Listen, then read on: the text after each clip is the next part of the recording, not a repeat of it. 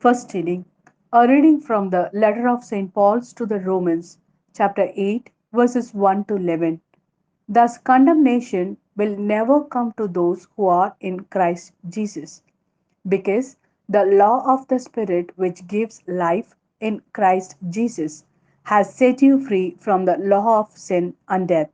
What the law could not do, because of the weakness of human nature, God did, sending his own Son in the same human nature as any sinner to be a sacrifice for sin, and condemning sin in that human nature. This was so that the law's requirements might be fully satisfied in us as we direct our lives not by our natural inclination but by the Spirit. Those who are living by their natural inclinations, having their minds on the things human nature desires. Those who live in the Spirit have their minds on spiritual things. And human nature has nothing to look forward to but death, while the spirit looks forward to life and peace, because the outlook of disordered human nature is opposed to God, since it does not submit to God's law, and indeed it cannot.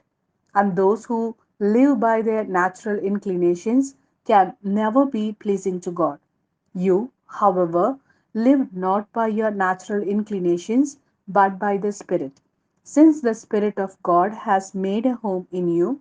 Indeed, anyone who does not have the Spirit of Christ does not belong to him. But when Christ is in you, the body is dead because of sin, but the Spirit is alive because you have been justified.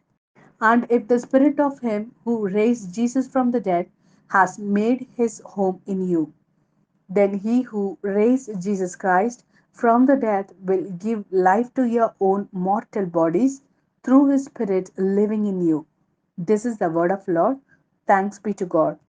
A reading from the Gospel according to Luke, chapter 13, verses 1 to 9. It was just about this time that some people arrived and told him about the Galileans whose blood Pilate had mingled with that of their sacrifices.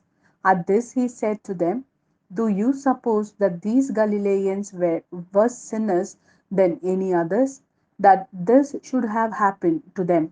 They were not, I tell you, no, but unless you repent, you will all perish as they did. He told this parable. A man had a fig tree planted in his vineyard, and he came looking for fruit on it, but found none. He said to his vinedresser, for 3 years now I have been coming to look for fruit on this fig tree, and finding none, cut it down. Why should it be taking up the ground? Sir, the man replied, leave it 1 more year and give me time to dig round it and manure it. It may bear fruit next year. If not, then you can cut it down.